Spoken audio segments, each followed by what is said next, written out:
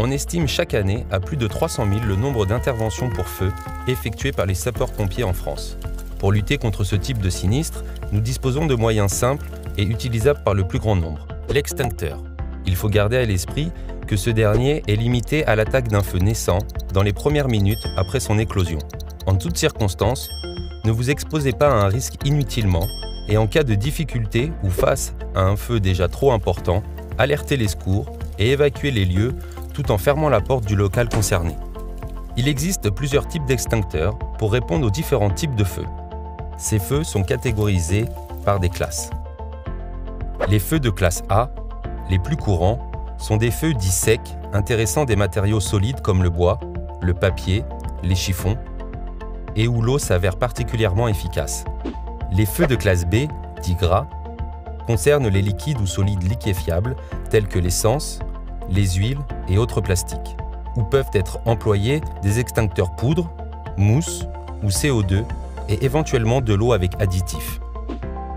Les feux de classe C, plus rares, sont les feux liés au gaz, gaz de ville, butane, propane, où les extincteurs poudre peuvent être utilisés. Cependant, la coupure d'alimentation en gaz reste le geste le plus efficace.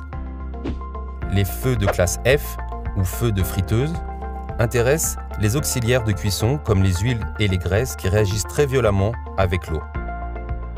Des extincteurs particuliers peuvent être employés sur ce type de feu. Il existe par ailleurs une classe de feu plus spécifique qui nécessite l'intervention des sapeurs-pompiers. Les feux de classe D, feux de métaux qui sont des feux particuliers où l'emploi de l'eau est interdit et pour lesquels il n'existe pas d'extincteur spécifique. À noter également, il existe des douches portatives vertes, vouées à lutter contre les feux de personnes ou les brûlures chimiques.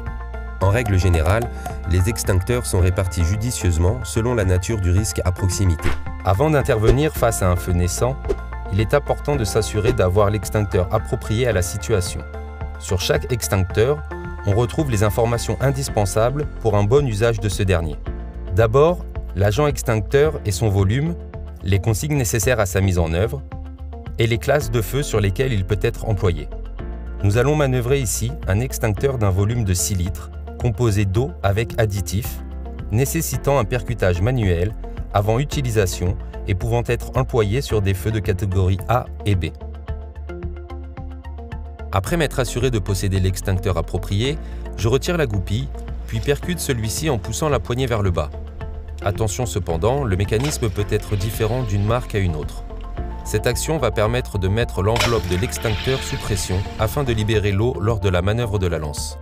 À distance du foyer, je mets en pression mon extincteur, puis progresse face au feu en restant baissé si nécessaire.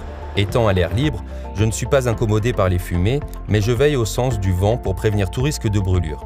Une fois à la bonne distance, l'attaque s'effectue en direction de la base des flammes et en balayant l'ensemble du foyer. À l'issue de l'extinction, ou si mon extincteur est vide, je recule. Pour conclure, plusieurs points clés sont à retenir.